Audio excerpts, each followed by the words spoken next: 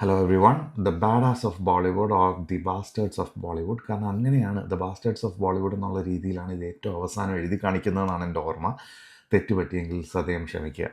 അപ്പോൾ കാരണം ഇത് നമുക്ക് കൺഫ്യൂഷൻ ആവാനും ചാൻസ് ഉണ്ട്. കാരണം BA അത് കഴിഞ്ഞിട്ട് കുറേ സ്റ്റാർ ഇട്ടിട്ട് അവസാനം എസും ഡിയും ഒക്കെ ഇട്ടങ്ങ് ഫില്ല് ചെയ്തിരിക്കുകയാണ്.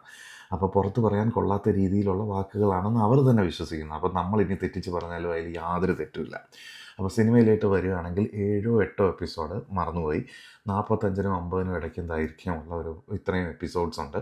എനിക്ക് ആകെ മൊത്തത്തിൽ പെട്ടെന്ന് പറയുകയാണെങ്കിൽ ഒരു ആവറേജ് അനുഭവം തന്ന വെബ് സീരീസാണ്. ഇതൊരു മസ്റ്റ് വാച്ചാണോ അതിൽ സമയവും സന്ദർഭവും ഒക്കെ ഉണ്ടെങ്കിൽ വെറുതെ ഇരുന്ന് ഇങ്ങനെ ഓരോ എപ്പിസോഡായിട്ട് കണ്ടുപോകുക. അത്യാവശ്യം ഇടയ്ക്ക് കോമഡിയും കുറച്ച് എക്സൈറ്റ് ചെയ്യിപ്പിക്കുന്ന അഭിനയ മുഹൂർത്തങ്ങളും ഒക്കെ വന്നു പോകുന്ന ഒരു വെബ് സീരീസ്. പക്ഷേ ഒരു മസ്റ്റ് വാച്ച്.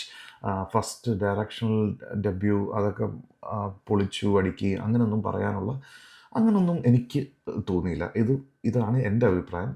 നിങ്ങൾ കണ്ടവരാണെങ്കിൽ തീർച്ചയായിട്ടും അഭിപ്രായം രേഖപ്പെടുത്തുക. ഇനി ഡീറ്റെയിൽഡ് ആയിട്ടുള്ളൊരു റിവ്യൂയിലോട്ട് വരികയാണെങ്കിൽ ഇതിൻ്റെ സ്റ്റാർ കാസ്റ്റ് തന്നെ ആദ്യം പറഞ്ഞു തുടങ്ങണം.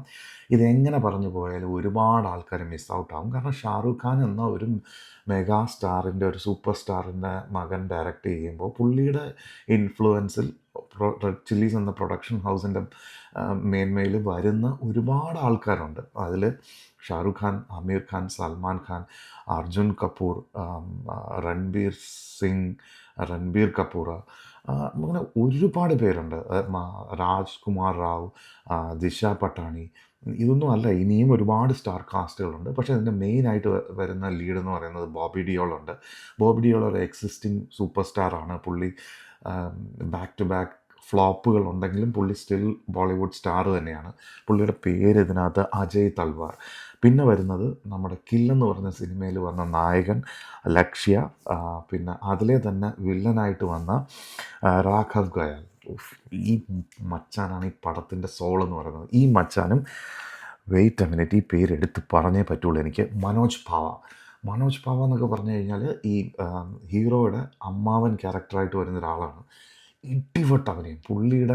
പുള്ളിയുടെ ഒരു ക്യാരക്ടർ ആർക്കുണ്ട്. അതായത് പുള്ളി ഒരു പഴയ കാലത്ത് ഒരു പാട്ടുകാരനാണ്. പുള്ളി മുന്നേറാൻ പറ്റാതെ ബോളിവുഡിൻ്റെ പ്രശ്നങ്ങൾക്കിടയിൽ പുള്ളി തകർന്നടിഞ്ഞ് ഇപ്പോഴും ആ പഴയ കാലഘട്ടത്തിൽ ജീവിച്ചുകൊണ്ടിരിക്കുന്നൊരു മനുഷ്യൻ വേറൊരു പരാജയപ്പെട്ട ഒരാളെ കണ്ടുമുട്ടിയിട്ട് അയാളിൽ നിന്ന് പഠിക്കുന്നൊരു ലെസൺ, അതിൽ നിന്ന് കിട്ടുന്ന തിരിച്ചറിവുകൾ, പുള്ളിക്കൊരു ചാൻസ് കിട്ടുമ്പോൾ പുള്ളി അത് മനസ്സിലാക്കാതെ പോകുന്നത്, എന്നിട്ട് അതിന് ശേഷം പുള്ളി ഇനിയും വിജയിക്കണം അല്ലെങ്കിൽ അതിനുള്ള ചാൻസസ് കിട്ടുമെന്ന് മനസ്സിലാക്കി അതനുസരിച്ച് പുള്ളി മാറുന്നത്. അങ്ങനെ പുള്ളിയുടെ മാത്രം എടുത്തു കഴിഞ്ഞാൽ അതൊരു രക്ഷയില്ല. പുള്ളി അസാധ്യമായിട്ടത് ചെയ്തു വെച്ചിട്ടുണ്ട്. പുള്ളി ഇതിലെ കോമഡി കൈകാര്യം ചെയ്തിരിക്കുന്നത്, ഇമോഷണൽ രംഗങ്ങൾ കൈകാര്യം ചെയ്തിരിക്കുന്നത്. പുള്ളിയുടെ ഒരുപാട് സിനിമകൾ നമ്മൾ മുമ്പ് കണ്ടിട്ടുണ്ട്.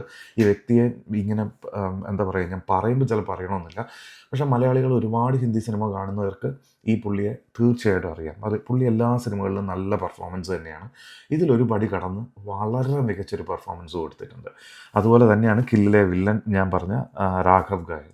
പുള്ളി ഹീറോയുടെ ഫ്രണ്ടായിട്ട് വരുന്നതാണ്. ഒരു യൂഷ്വൽ ക്യാരക്ടറായിട്ടിരിക്കും, പക്ഷേ ആ ക്യാരക്ടറിന് അത്രയും ഒരു ഡെപ്ത് ഉണ്ട്. പ്രത്യേകിച്ച് പുള്ളിയും ഇമ്രാൻ ഹഷ്മിയായിട്ട് വരുന്ന ഒരു സീനൊക്കെ ഉണ്ട്. അതിൽ പുള്ളി പറയുന്നൊരു ഡയലോഗും പ്രസൻറ്റേഷനും.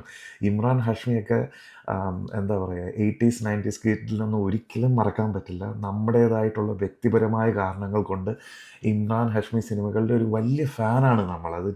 നമുക്ക് നിരാകരിക്കാൻ പറ്റില്ല. പ്രായം എത്രയായാലും നമ്മുടെ ഓർമ്മകളിൽ അതങ്ങനെ പച്ചപിടിച്ച് തന്നെ കിടക്കും. അപ്പോൾ ഇമ്രാൻ ഹഷ്മിയോട് പറയുന്നൊരു ഡയലോഗുണ്ട്, അക്ക ബോളിവുഡ് ഏക് സൈഡ് പേ ഓർ ഇമ്രാൻ ഹഷ്മി ഏക് സൈഡ് പേ എന്ന് പറഞ്ഞിട്ട് പറയുന്നൊരു അതിൽ പുള്ളിയുടെ എക്സ്പ്രഷൻ, അത് കഴിഞ്ഞിട്ട് പുള്ളി വന്നിട്ട് കഹോന കഹോ ആ പാട്ട് പാടുന്ന രീതി, അതൊക്കെ ഭയങ്കര രസമാണ്. അപ്പോൾ അങ്ങനെ കുറച്ച് നല്ല മൊമെൻറ്റ്സ് ഉണ്ട്. പിന്നെ യൂഷ്വൽ ഡ്രാമ, ഇത് എല്ലാ സിനിമകളിലും വരുന്ന ഒരു പാറ്റേൺ ഇവർ അങ്ങനെ തന്നെ ചെയ്തു വെച്ചിട്ടുണ്ട്. ഇങ്ങനെ ഞാൻ ഈ പറഞ്ഞ ആക്ടേഴ്സിൻ്റെയൊക്കെ ഒരു മെച്ചം കൊണ്ട് ഇച്ചിരി കണ്ടിരിക്കാൻ പറ്റുന്നൊരു പെർഫോമൻസ് ആയിട്ട് മാറിയിട്ടുണ്ട്. ബോബി ഡിയോളിനെ എടുത്തു പറയുകയാണെങ്കിൽ പുള്ളി ഒരു എക്സെപ്ഷണൽ ആക്ടിങ് സ്കില്ലൊന്നും ഇതിനകത്ത് പുറത്തെടുത്തിട്ടില്ല. പക്ഷേ പുള്ളിക്കൊരു ഓറയുണ്ട്. അപ്പോൾ ഇതിനകത്തൊരു സൂപ്പർ സ്റ്റാറായിട്ട് പുള്ളി സ്ക്രീനിൽ വരുമ്പോൾ ഭയങ്കര വിശ്വസനീയമാണ്. പുള്ളിയുടെ ലുക്സ് കൊണ്ടും പുള്ളിയുടെ പെരുമാറ്റ രീതിയും ചെറിയ ചിരിയും കാര്യങ്ങളും ഒരു പക്ക സ്റ്റാർ മെറ്റീരിയലാണ് പുള്ളി. ഈ കഴിവ് തിരിച്ചറിഞ്ഞൂടാതെയാണ് അന്യസംസ്ഥാന തൊഴിലാളിയായിട്ട് തെലുങ്ക്, കന്നഡ, തമിഴിലൊക്കെ പോയി ആട്ടിക്കൊണ്ട് ചാവുകയാണ് പുള്ളി. പുള്ളി കുറച്ചുകൂടെ ഒന്ന് കരിയർ പിടിച്ചു കഴിഞ്ഞാൽ പുള്ളിക്ക് ഇപ്പോഴും ഇതുപോലത്തെ റോളുകളൊക്കെ കേക്ക് വാക്കാണ്. പുള്ളി പൊളിച്ചിട്ടുണ്ട്. എനിക്ക് ഭയങ്കര ഇഷ്ടപ്പെട്ടു. പക്ഷേ ഞാൻ പറഞ്ഞല്ലോ, ഒരു എക്സെപ്ഷണൽ അഭിനയമൊന്നുമല്ല. പക്ഷെ കണ്ടിരിക്കാനൊരു അഴകാണ് പുള്ളിയുടെ. അപ്പോൾ ഇത്രയും കാര്യങ്ങളൊക്കെ പറഞ്ഞു കഴിഞ്ഞാൽ യൂഷ്വൽ ബോളിവുഡ് കരൺ ജോഹാറുണ്ട്. കരൺ ജോഹാറായിട്ട് തന്നെ അഭിനയിച്ചിട്ടുണ്ട്. അമീർ ഖാൻ്റെ ഗസ്റ്റ് റോളുണ്ട് ഈ സിനിമയ്ക്കകത്ത്. ആസ് യൂഷ്വൽ അമീർ ഖാൻ എന്തോ ഒരു കണ്ടകശനിയാണെന്ന് തോന്നുന്നു. പുള്ളി ഗസ്റ്റ് റോളിൽ പോകുന്നതെല്ലാം ഒരുമാതിരി മോശം ഇതാണ്. പിന്നെ സൽമാൻ ഖാൻ എനിക്ക് പ്രത്യേകിച്ച് പരാതിയൊന്നുമില്ല. പുള്ളിക്ക് അങ്ങനെ പ്രത്യേകിച്ചൊന്നും, വരിക, അതേ സ്റ്റൈല്, അതേ ബ്രേസ്ലെറ്റും ഉണ്ട്, ഇങ്ങനെയൊക്കെ ചെയ്യുക, പോവുക, ആസ് യൂഷ്വൽ.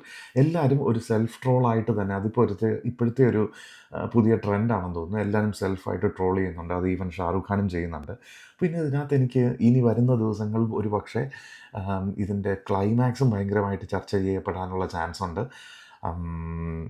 സ്വന്തം ആര്യൻ ഖാൻ്റെ ലൈഫിൽ നടന്ന ഒരു ഇൻസിഡൻറ്റിനെ എടുത്ത് ആ ആളെ ഇച്ചിരി ഒന്ന് എന്താ പറയുക, ഒരു കാരിക്കേച്ചർ പോലെ ഒരു ക്യാരക്ടറൊക്കെ ആക്കി ചിത്രീകരിച്ച് സ്വയം ഒരു വൈറ്റ് വാഷൊക്കെ നടത്തി അങ്ങനെ കുറച്ച് പരിപാടികളൊക്കെ ചെയ്തിട്ടുണ്ട്. അത് വേണോ വേണ്ടയോ എന്നുള്ളതൊക്കെ നമുക്ക് പറയാൻ എളുപ്പമാണ്. അത് വരട്ടെ, അത് ഡിസ്കഷനിൽ ആൾക്കാർ ഡിസ്കസ് ചെയ്യുമ്പോൾ അതെങ്ങനെയാണെന്ന് വെച്ചാൽ വരട്ടെ. പക്ഷെ അതൊക്കെ കണ്ടു ഒരു മിനിറ്റ് ഒന്ന് ആലോചിച്ചു ഇതിൻ്റെ ആവശ്യം ഉണ്ടായിരുന്നു എന്നുള്ളതായിരുന്നു എൻ്റെ പെർസ്പെക്റ്റീവ്. അങ്ങനെ ഒരു മിക്സ്ഡ് ഒരു റിവ്യൂ ആണ്, ഒരു അഭിപ്രായമാണ് എനിക്ക് ഇതിനെ പറ്റിയുള്ളത്. കഥ ഞാൻ ഈ പറഞ്ഞതുപോലെ അവസാനം ഒരു ചെറിയ ട്വിസ്റ്റും കാര്യങ്ങളുമൊക്കെ അതൊന്നും നമ്മളെ അത്ഭുതപ്പെടുത്തും. ഇടയ്ക്കിടയ്ക്ക് കുറച്ച് സർപ്രൈസ് കാര്യങ്ങളൊക്കെ ഉണ്ട്. പക്ഷേ നമ്മളിതൊക്കെ കണ്ടിരിക്കുകയാണെങ്കിൽ, അത്യാവശ്യം നോട്ടീസ് ചെയ്യുകയാണെങ്കിൽ ഇതൊക്കെ നമുക്ക് കിട്ടുകയും ചെയ്യും. അതൊക്കെയാണ് the bastards of Bollywood or bad ass of ബോളിവുഡിനെ പറ്റിയിട്ടുള്ള എൻ്റെ അഭിപ്രായം. കണ്ടവർ അവരവരുടെ അഭിപ്രായം രേഖപ്പെടുത്തുക. Thank you guys. Please do subscribe and like the video. Thank U.